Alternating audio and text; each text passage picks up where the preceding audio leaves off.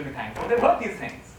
But that's all fine, but I have this deadline coming up, and I have this challenge, and I have to pay this home loan, and I have this problem, my kids aren't studying, and you again gotten lost by the tigers. But the third person doesn't just hear it, they apply it. So, if you want to learn to live a stress-free life, a happy life, a joyful life, if you want to make the most of your life, doesn't matter what religion you are, doesn't matter what belief system you have to learn one way or the other to live in the present moment. And I'm going to share with you a little video now that's going to give you a powerful tool that will help you to learn to live more in the present moment. And let's learn how we can actually eat that strawberry every day in a very practical way. So let's see this video together. Can I ask you a question? Please, go ahead. You talked about the 3 types of people, right? Go ahead. Okay. So what I want to know is it meant to be that these 3 types of people will just exist, and is it just that it's meant to be that one is of one type, the other is of the other type? One will never know that there is a strawberry out here, right? Maybe in his or her, whatever subsequent lives, etc., etc. Is it just meant to be that they are like that? Or what's your idea on destiny? I don't know about destiny. All I know is that things are the way they are. So the reality is, yes, there are some trees grow really fast, some trees grow really slow. My teacher said something very interesting to me that I really like very much. He pointed out a tree in the forest which grows quite fast. And he pointed out another tree which grows really slow. Now the trees that grow really fast are typically used as firewood. And the trees that grow really slow, they live a long, long time. They're the most precious kind of wood. You would never use them for firewood. So he said something very beautiful to me. He said the slower the better. Normally we think the faster the better. My teacher said the slower the better. Now let's assume I came from Santa Cruz to Mahape. And let's assume I only come here, I only know this one route from Santa Cruz to Mahape. And I came here in good time. I was one of the first people here. I came here in good time from Santa Cruz to Mahape. I've got the route down in my head. Excellent. Good. But I could only be of help to people coming from Santa Cruz to Mahape on this one route. But there's another, let's assume one of you, while coming here, got stuck in a traffic jam, had to change direction, had to change direction. Took you a long time. In fact, you got really late coming here because there were traffic jams and all kinds of problems. You know what? Such a person is a better guide to Mumbai. A person who's lost in Mumbai a lot is a better guide to Mumbai than a person who only knows from point A to point B. So my teacher said, if you get there quickly, excellent, good for you. But if you take a long time to get there, even better, you'll be an excellent guide to other people. And you'll find, look at some of the teaching, you'll find the greatest teachers have made the greatest mistakes themselves. Their lives are very inspiring, very often. They've made lots of mistakes. They've had lots of challenges. They've had huge challenges. And that is why they're able to guide so many different kinds of people. So who's to say what that person's journey is like? They could be like a Chinese bamboo tree. It looks like nothing's happening, but something's happening. They're building a root network. And they learn to fall 10,000 times without noticing the strawberry. Then they fall another 10,000 times noticing the strawberry. And then they learn all the ways in which you don't miss the strawberry and you eat it every single time. So they can be of much more benefit to others. Just a perspective. And let's just go through some of the practical things. Let's come to things like destiny and all later on. Because these are all, we get into a whole philosophical discussion. These are good discussions. Let's keep it very practical. Let's learn a practical tool now about how can we apply present moment awareness every day.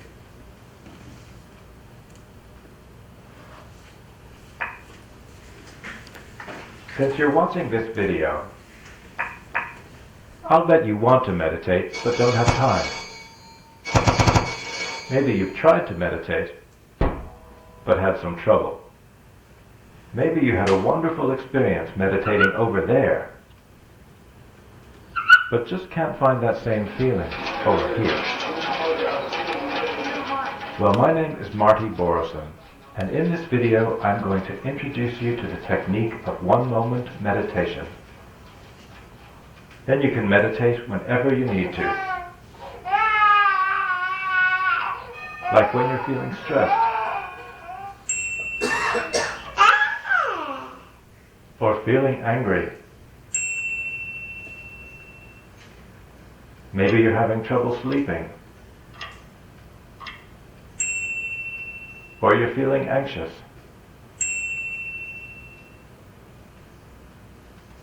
Or you just need a new idea. Although one-moment meditation is ultimately about meditating in a moment, we're going to start with a minute. We start with a minute because a moment goes by so quickly that it's very hard to notice. But a minute is like a moment with handles on it. You know where it begins and where it ends, so it's easier to grasp. If you're ready, we'll do the basic minute now. You might want to shut the door, or at least tell people you're not available for the next minute. You don't have to tie yourself in knots for this. Just sit with your legs planted firmly on the floor. Try to sit up straight, but don't be rigid. It's as if your head were being lifted up away from the weight of the world. Think of it as cosmic traction. Now put your hands in any position that's balanced, symmetrical, and still. Like this, or like this. During the minute, simply focus on your breathing, moment by moment. Of course, even in the space of a minute, you will get distracted. That's perfectly normal. It doesn't mean you're doing it wrong. But as soon as you notice that you're distracted, just think, and bring your mind back to your breathing. I'll ring a bell so you know when to start and when to finish. Ready? Then close your eyes. Oh, one more thing. It's okay to smile. And go.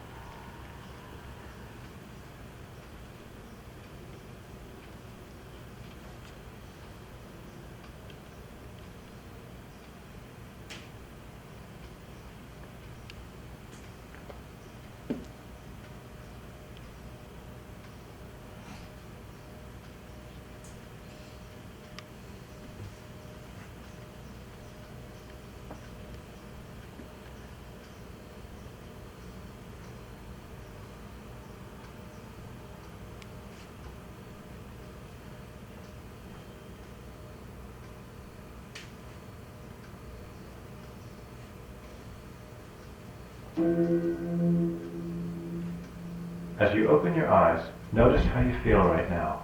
Maybe a little bit refreshed, a little bit more awake, a little bit more open-minded.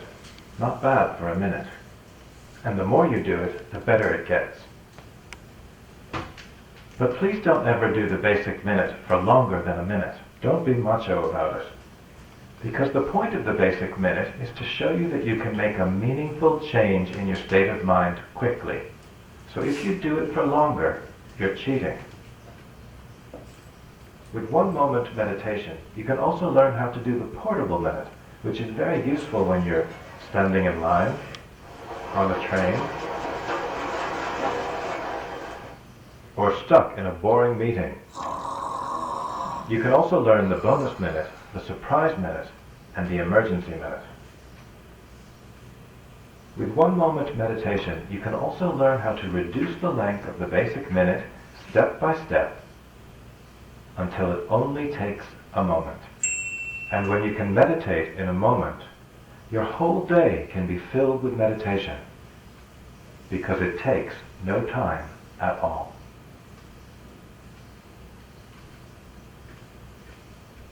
How wonderful. So I found a very practical tool that I've been sharing with people, and they're finding it's really helping them. And it's called one moment meditation. And you actually start with 1 minute. And the instruction is very simple. Once in a day for 1 minute. Minimum. Once in a day for 1 minute. You set your timer, and you sit quietly with eyes closed, and you watch your natural breathing. And of course the mind wanders, you bring it back. It wanders, you bring it back. and you do that for 1 minute. And every day like this for at least 1 minute in the whole day. And then you may find other opportunities. So for example, you went to meet someone and they haven't come yet. So, alright, bonus minute. So there's called the basic minute, which you do at least 1 minute every day. It's good to fix a time for that. And then there's called bonus minute. There are opportunities where, okay, you're waiting in line in the cafeteria. Okay, now you can just watch your breath. So like this, you find many bonus minutes through the day. And there's something called emergency minute. So someone said something and it's bugging you. Or something is really stressing you out. So this is called an emergency minute. Okay, take another minute now. Take a minute to calm yourself. Some news has come that is bugging you, that is troubling. Take a minute to calm yourself. Because when your mind is unstable, then anything you say or do backfires badly. You have to spend many more minutes fixing it. Might as well preempt and calm your mind first before you say or do something that could backfire. Take a minute, watch your breath for a minute.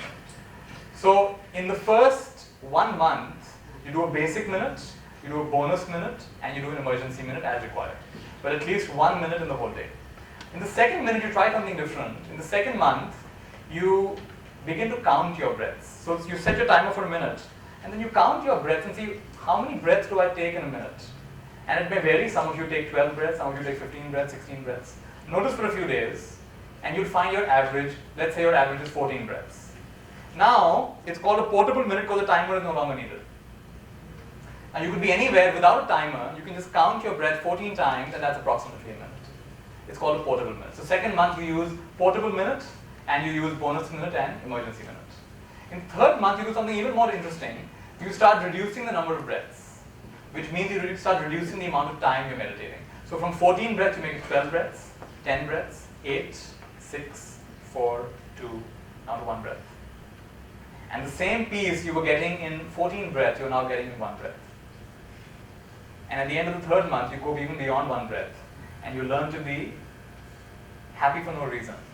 You learn to be present. You learn to have the strawberry right here, right now. You learn to step out of the myth of when and the myth of more. What is myth of more? We didn't discuss that. What is myth of more? More of what?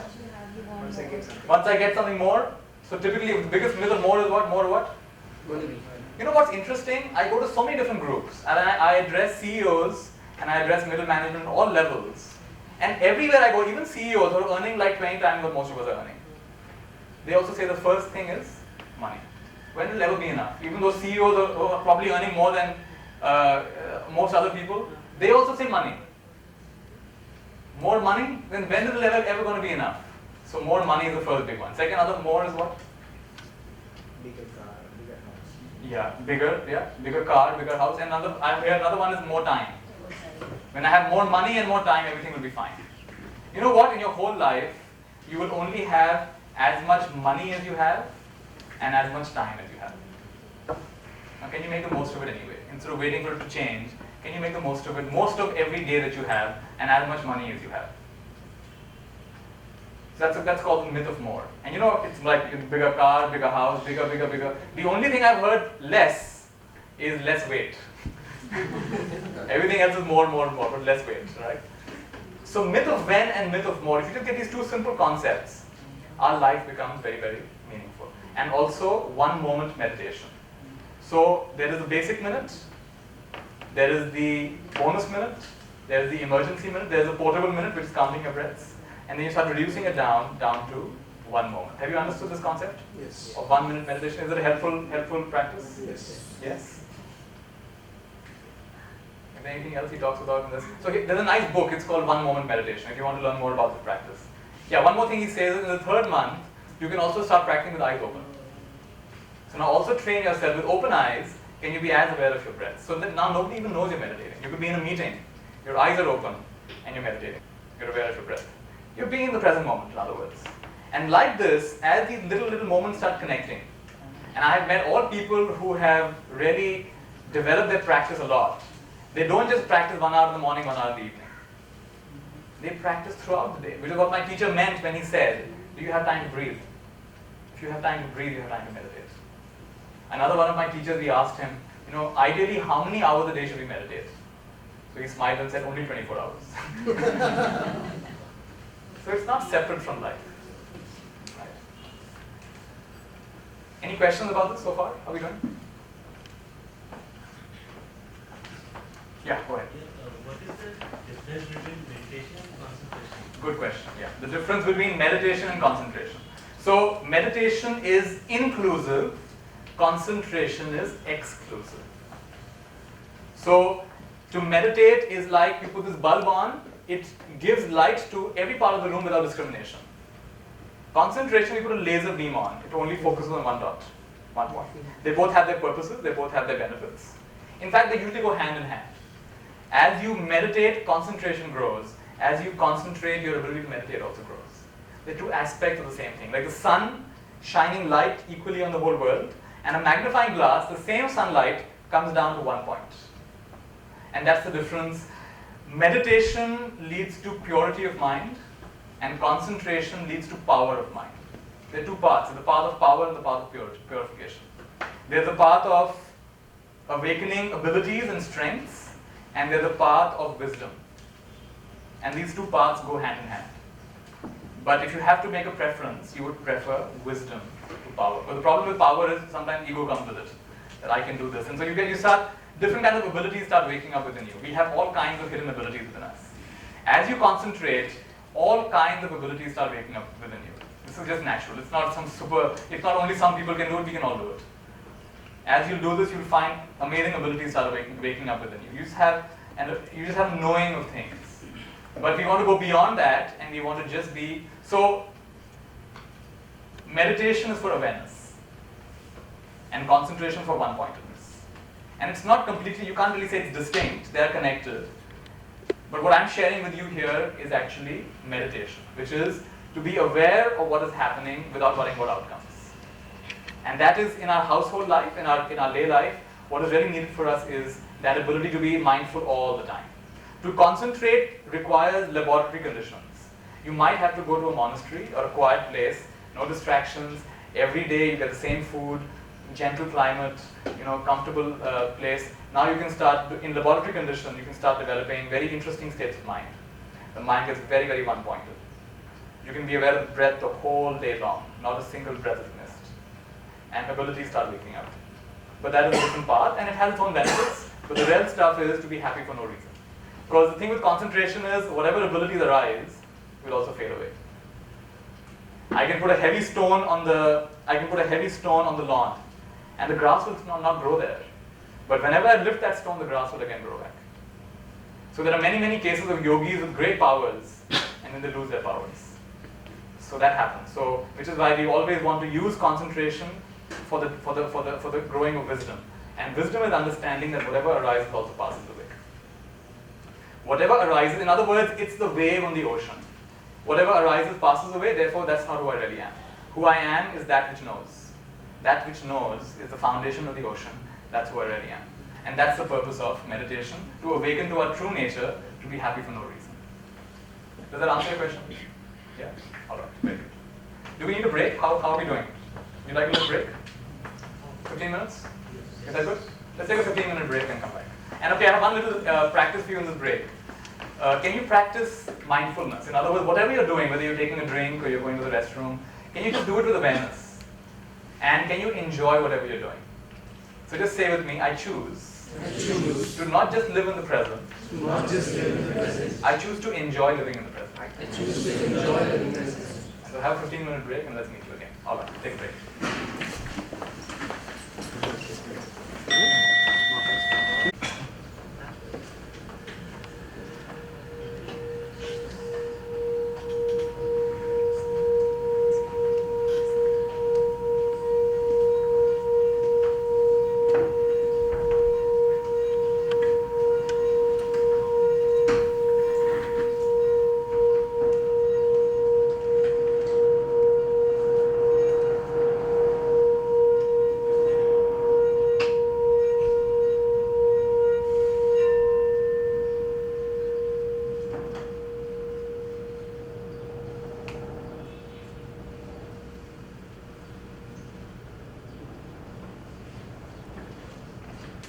Let's just meditate for a minute, like we've learned. 1 minute meditation.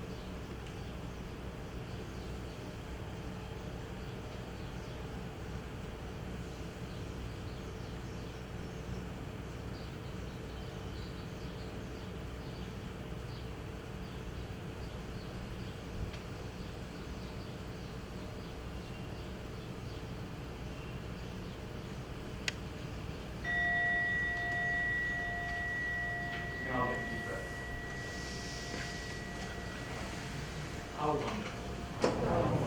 Did you enjoy your break? Yes. Were you more present in your break? Yes. Did you enjoy that? Yes. You know, here's the secret of living in the present. When you're enjoying something, you're automatically in the present. Can you give me examples of things you enjoy? Anybody? Give me examples. Music, fantastic. What else? Music, yeah. Painting, yeah. What else? Photography, you're giving all the examples. People at the back? Long drive, yeah. A nice discussion with you. A nice discussion, excellent. What else? Thinking positive. Thinking positive, excellent. What else? Gardening. Sorry? Gardening. Gardening, okay, gardening, excellent. Dance game. Dance and music, very nice. Dance music, very nice. Some examples. Now, when all of these activities that you said, you know, gardening and long drive and beautiful discussions and painting and singing and music and dance, when you're doing those things, are you distracted or are you in the moment? You're in the moment. Notice. So when you're enjoying, you're always in the moment. So the secret of living in the moment is deciding to enjoy whatever is happening. Don't just wait for the enjoyable activity to happen. Decide to enjoy it anyway. There's a concept in management, in problem solving, the Russian concept. It's called TRIZ. Have you heard of TRIZ? No. Some of you heard of TRIZ? All right. And TRIZ has many powerful methodologies of solving problem solving. It's TRIZ. Right? It's got fantastic methodologies. Now, one of the methodologies is called 5 whys. Is that true? Right? So there's one methodology there called 5 whys. And you use this to problem solve. You use this to try to figure out solutions. Now, I have adapted this to apply it in our life. And I love to ask myself why I'm doing something. So, for example, I'm giving this talk. So I ask, why am I giving this talk? I'm giving this talk because I want to share some powerful teachings. Why do you want to share powerful teachings? No, it will really help people live better lives. Why do you want them to live better lives? Well, they'll be happy. Why do you want them to be happy? Well, it'll make me happy. Oh, so you want to be happy. I see. So, the fast way to be happy is to be happy. The fast way to be happy is not give talks and all of that. All of that may or may not happen. That is not sure. But the fast way to be happy is to be happy. So when you ask yourself this question, so I want to volunteer. Raise your hand. Give me one volunteer. Anybody? All right. So let's ask you. All right. So what do you do a lot of these days? What do you do a lot of these days? Anything? Painting. Okay. Why do you paint? So she's gone straight to makes me happy. All right. How about you? Let's talk about work. So why do you work? Work is to pay my bills. To pay your bills. Why do you want to pay your bills? Take care of whatever are the needs of the family and myself. Take care of the needs of the family and yourself. Why do you want to take care of the needs of your family? Yeah, Very good. Take care of the needs of the family to make them happy. I mean, for a general well-being. For the well-being. Why do you want them to have well-being? Well-being would synonymous to being happy. Okay. Why do you want them to be happy? It makes me happy. It makes you happy. So, the fast way to happiness is actually happiness. The fast way to happiness is not, I will do a job, and that's called the myth of when, remember? When I go to the job, and I get the money, and I pay the bill, then they will have well-being, and then they will be happy, then I will be happy. It's called the myth of when. It's called the myth of more. So, instead of doing all of this, you won't do it anyway, right? Instead of doing it for happiness, can you do it from happiness? It's a huge paradigm shift. So you ask yourself again and again, why do I do what I do? Why do I do anything? And typically you come down to answers like peace, and joy, and happiness, and calmness, and pleasure, and peace. All these are kind of simple, you come on a simple words like that. Security, relaxation, it's just who I am, things like that. So the fast way to all of that is to be that first. So instead of doing things for, which is uncertain, can you do it from? And when you make this shift, you start making a profound shift. Instead of having an outside-in approach to life, when certain things happen on the outside, then I'll be happy. You shift and say, I'm going to be happy for no reason. I'm going to be happy for no reason, and other things will also happen. And it may seem like if you do that, you lose your motivation, you lose your thirst. You know what I found? people who do it that way accomplish far more in life. Mother Teresa, Nelson Mandela, Martin Luther King. There are so many people who are working just around us, doesn't have to be such big names. Simple people in our life, that couple I talked about. He is starting with the end in mind. He is working not for that, from that. And as you make this shift, everything becomes more meaningful. Then you will be able to bring happiness. Since you're going to be working anyway, and you're going to be touching people's lives anyway, in whatever work you do, you touch people's lives. So can you bring the attitude of happiness into that? And then either this will get transformed, or life will lead you to the next place, which is more suited for your full being, not only your body and just the job, but also your heart and your head. Everything comes together. So you feel very creative also, you feel very fulfilled also. Right? So this concept of 5 whys, sometimes they take more than 5, it takes 7 or even 10 whys. This concept of finding what is the end result I'm seeking. And can I begin with that? Of course, the shortcut to that is the one word you all chose. The one word you all chose. Take up one idea, make that idea your life. Think of it, dream of it, fill yourself with the idea, leave every other idea alone. If you just begin with that, it's a great tool for decision making. So now when I make decisions, I have these 5 major qualities I chose for my life. How did I come up with these 5? I thought of myself at the end of my life and I asked myself, Nithya, Shanti, if you're dying now, what 5 things have you done in life that have made you happy and successful? And I found these 5 qualities. For me, they came out as living in the present, being in the present moment, love and compassion, gratitude, serving people with joy, and learning to let go. These are my 5 qualities. Now, whenever I have to make a decision, I ask myself, which of these parts will give me maximum ability to live in the present, and love, and gratitude, and joyful service, and letting go? How can I grow in these 5 qualities? And that's my priority. And then, no matter what the world says, I do those 5 things. I do whatever I have to do with those 5 things in mind. And it's always been a good decision. So keeping your qualities in your heart, if you make decisions, as opposed to what will this get me, will I get what I want, or you turn the whole equation around, you're beginning with that. So let me ask you a question. In this moment, right now, are you okay in this moment? That means every decision made in your life is good? Good, it got you here? So what I found is all the fear goes out of decision making. Because I meet people in their 80s and I often ask them, how are you doing right now? I'm doing fine. What would you change in your life? And they often tell me, son, I wouldn't change anything, everything's fine. So if you and I at the age of 80 are going to say, I wouldn't change anything, everything is fine, then why are we so afraid of making decisions? Why are we so afraid of making the wrong decision? If I make the wrong decision, everything will backfire. Go ahead. I just wanted to ask, very often we do things which we don't want. Like, we take decisions, Yes. which is, we know that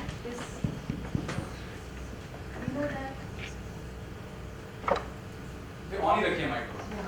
We know that this is not something what I want to do, Yes. but I am doing it Yes. because the other person want me to do it. Yes. Okay? It is, it is not like you are saying, I am doing it because end of the day my family is happy and my family is happy, then I am happy. All right. Okay? But this is not what I So want. can we take a real example? Can you give me a real example in your life? It is not it is from my family. All right. So give a real. See, let's keep the discussion real. Let's get to hypothetical world. Give it real. So what's a real example?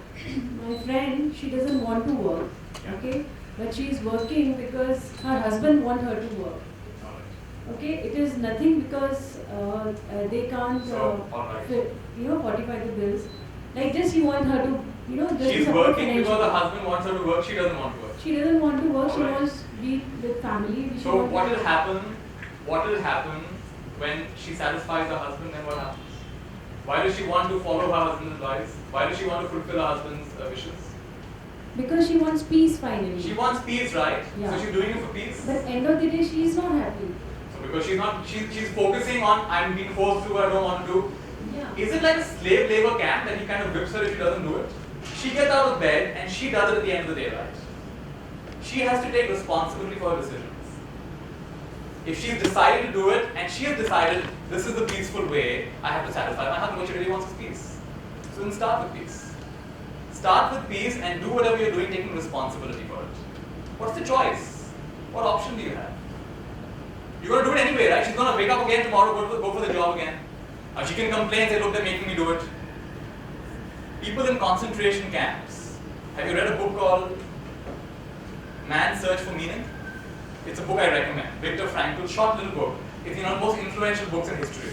Man's Search for Meaning. Viktor Frankl was a Jewish psychiatrist who was taken into the concentration camp during World War II. Very learned person.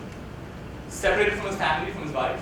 Walking down in the snow one day in a line of these prisoners. And the prisoner behind him whispers, are you thinking the same thing I'm thinking? I said, what do you mean? He said, I'm thinking of my wife. And for the rest of that walk, he doesn't feel any pain of walking bare feet in the snow. He's only thinking of his wife. And then the thought comes to him, I didn't feel the pain of walking in the snow. I was thinking of my wife. Is it true that sometimes healthy people, healthy prisoners, die, and weak and old and unhealthy prisoners survive because they are finding a meaning for their experience? He began to find that people who gave meaning to their experience were able to survive the concentration camps. And people who found it meaningless suffering could not survive, no matter what their physical health condition. So he wrote a powerful book called Man's Search for Meaning. And the powerful distinction that comes out of this is the distinction between pain and suffering. And pain is inevitable in our life. There will be discomfort in our life, but suffering is optional. Let's say together, suffering is defined as arguing with reality. Fighting with reality. Now the reality is she's chosen to do the work. Now she can argue with them, oh, they force me. If they really force her, then stop doing it. What's going to happen? This is a free country. She can walk out of that any moment that she likes. She has become a victim of circumstances. She is giving her energy away that he's making me. No one's making you. At the end of the day, you're doing it. You're giving your power away to others. So that is her journey of waking up to her own power. And it's a beautiful journey. We can't undermine anybody's journey. Just like a Chinese bamboo tree, maybe she'll grow in her own time. Lots of people go through their own.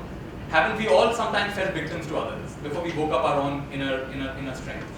That's her journey. At the end of the day, we think that's our strategy for finding happiness. It's a kind of happiness of, myth of when I satisfy my husband, I'll be happy. But it doesn't satisfy you. Because the myth of when will never satisfy you at the end of the day. So the formula for this, let's say together, E plus R is equal to O. Event plus response is equal to outcome. So event is what's happening to us, and response is how we respond to that. E plus R is equal to O. Event is the husband asking her to work, and response is either getting reactive and angry and upset and depressed about that, or saying, all right, I choose to do this work because I want to have a happy family life. And I choose to find meaning in that and work with that, and I choose to serve people in a joyful heart as well. That is, you can have a reaction or you can have a response, and that leads to the outcome. Break up the word responsibility, what do you get? Which means ability to. So responsible people have an ability to respond. The events of your life are not in your hands. There's no guarantee what's going to happen to you in your life. So we can't control 85% of the world's research found that 85% of the world's population believes that when circumstances of their life change, then they'll be happy. And 15% believe that when they change their way of looking at the circumstances, their life changes. And these 15% are the ones who are running the show on this planet. They're the ones in the position of power. They're the ones who are taking responsibility. They're the initiators of change. They're the ones who don't give up no matter what happens. And we're all on that journey from E plus R, moving from the events of my life, when I have something, when something happens, when I'm more of something, to the response, like the qualities you've all chosen. Focus, living in the present, being happy, being loving. This is called a response. And I choose to do that no matter what happens. That's what it comes down to.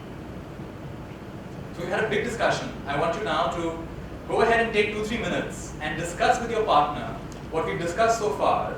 Which of this is making sense to you, and how do you intend to apply it in your life? So please discuss with your partner what is coming out of this.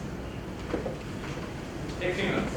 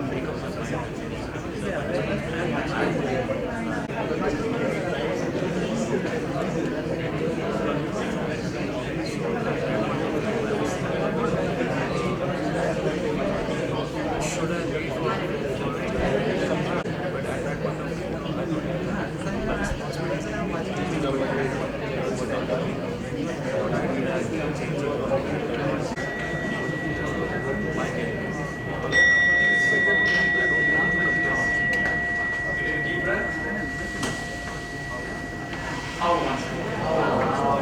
Okay, what reflections are coming? Anything you want to share? What's coming? Yeah, so we would always remember of being at peace with myself, being happy at the end of the day, and more importantly, you know, what is it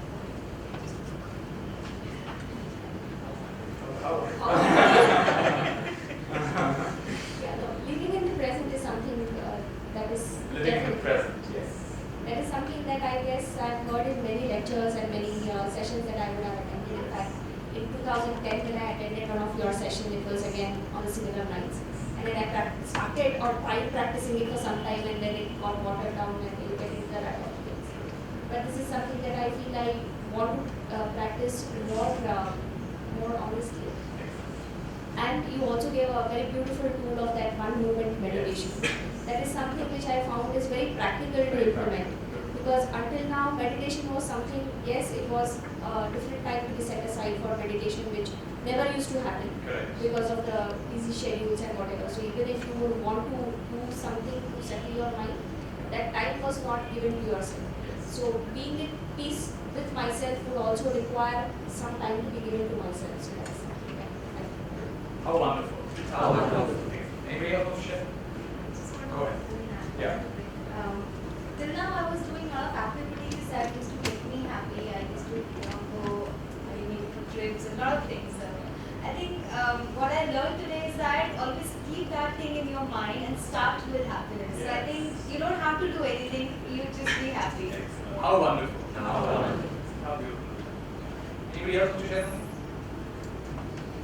Happiness is the easiest way, or it is the most difficult way.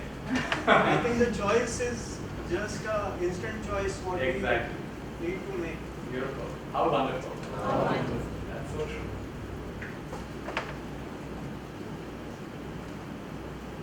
Try something interesting. You know, ego is defined as believing your thoughts. Ego is defined as believing your thoughts. So normally when we are in our world of thought, what is thought? Thought is separation. I've actually made a little graph for you here. So we have three levels of mind. Let's say together. The conscious mind thinks. The subconscious mind feelings. And the superconscious mind just knows. So we have three levels of mind. Most of us, like it's the surface of the ocean, the most obvious thing is these thoughts that are coming and going all the time. Thoughts. So most of us are caught up in our thoughts. And we're less aware of our feelings, which is why emotional intelligence is a little bit of a rare commodity. Which is why people have found it's not just IQ, it's EQ. It's ability to just connect with, not just be caught in your thought, but to connect with other people. What impact are my thoughts and my behavior having on other people? And also, how are my thoughts affecting me? You know, as you're sitting here and noticing some of you are scratching yourself, shifting your position. Why are you doing that? Because your deeper mind, your conscious mind is listening to me, but your deeper mind is aware of feelings. You're adjusting your body, you're scratching yourself. All that is your deeper mind, subconscious mind. In fact, your body is your subconscious mind. Your body has got 200 trillion cells. Scientists aren't sure if it's 20 trillion or 200 trillion. Look at the gap between that. 200 trillion cells. Are you in charge of even one of them consciously? So there's an immense intelligence over here.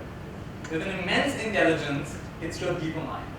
The deeper mind feels. And just like one thing powerful I learned is, if I touch something hot, my body recoils. What is physical pain telling me? See, it's burning, don't touch that. Physical pain says, don't touch that, don't do that, it's going to hurt you. It's bad for your body, don't do that. So physical pain we understand, if I touch that, it hurts me. I shouldn't touch that, I shouldn't sit in that bad posture, it hurts me. I shouldn't type for too long without taking a break, it hurts me. Physical pain tells me something like that. But emotional pain, what is emotional pain telling us? Someone said what? So physical pain says don't touch that. Emotional pain says? It's burning. Yeah, that's burning, right? What is the emotional pain telling us? Don't think that, exactly. So I'm going to give you, okay, let's try it. I'm going to give you different kinds of thoughts.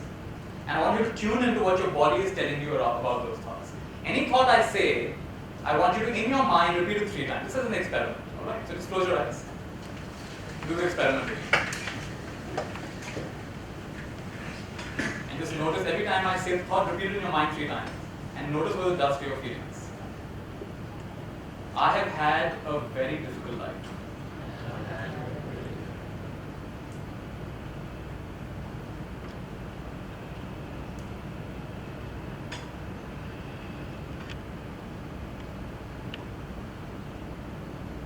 There are many problems in the world.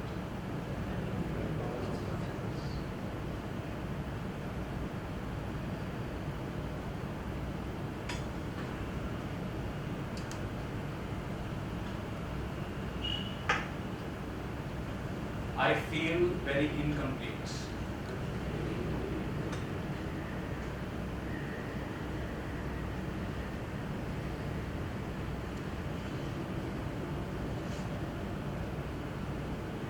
I am a very fortunate person.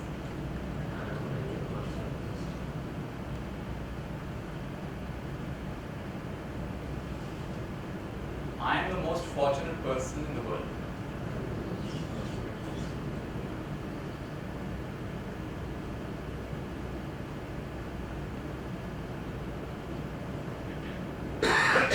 I am enough.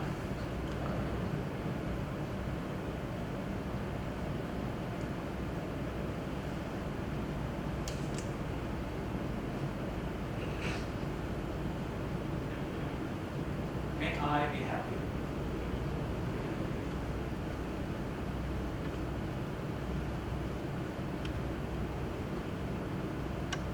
May you be happy.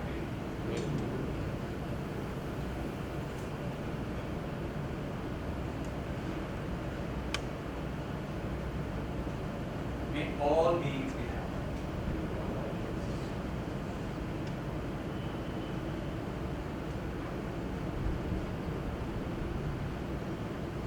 Take a deep breath. You can open your eyes. How wonderful. How wonderful. Now notice the first few thoughts we said. I have a very difficult life. I have so many problems. I just don't feel complete. What did that do for you? What kind of feelings did you have? Negative feelings? Pain? Anything else? Contraction. Let's use very simple terms, okay? Expansion and contraction. Heaviness and lightness. Clarity and confusion. Alright? So, in the first 3, were you expanded or contracted? Were you light or heavy? Were you feeling clear or were you feeling confused? And twisted. And how about the other thoughts? Things like, I'm fortunate. I'm the most fortunate person. And may I be happy. May you be happy. May all be happy. I'm enough. I'm enough. Expanded or contracted? Expanded. Heavy or light? Confused or clear? So what a powerful mechanism we have within us, telling you throughout the day, every single time you have a thought that doesn't serve you, the 200 trillion cells of your body say, Nithya, Shanti, don't think that. It's not serving you. Nithya, Shanti, don't believe that. It's not so. Internal guidance, it is so powerful. This is called intuition. Inner tuition, insight, inner sight, insight, intuition. Your inner knowledge starts waking up. Life has given you an inbuilt GPS system. And every moment of the day, it is telling you how to look at the world.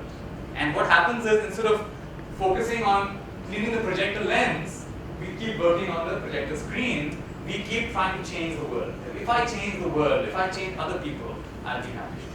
How much success have you had at changing other people?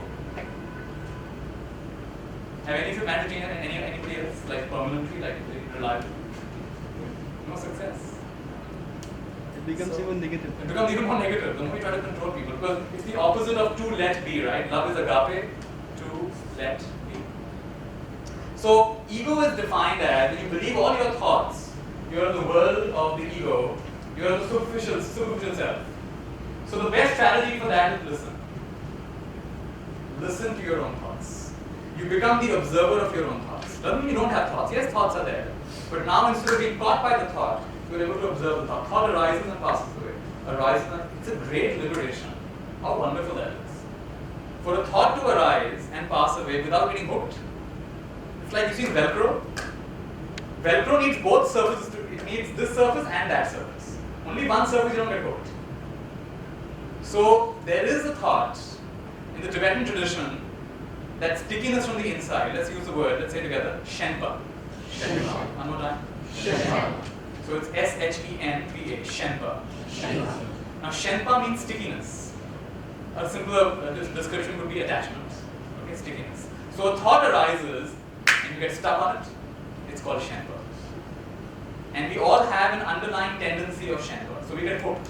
You get hooked. Now two kinds of hooked. Something pleasant arises, you get hooked. Oh, I want this to last.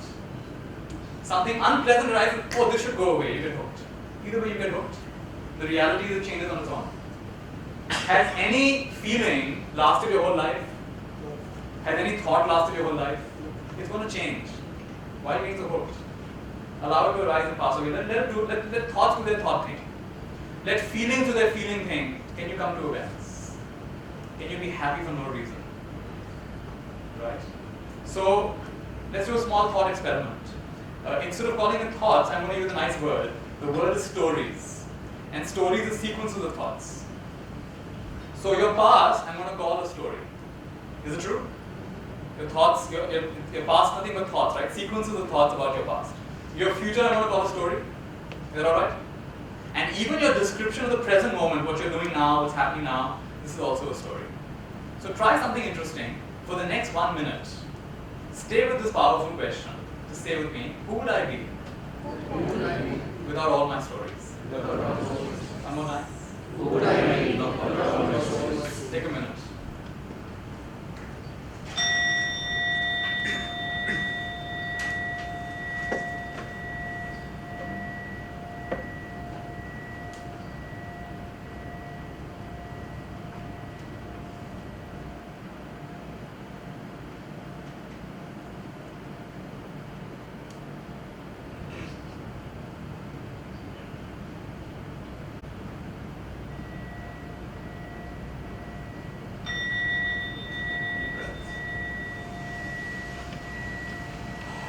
How wonderful.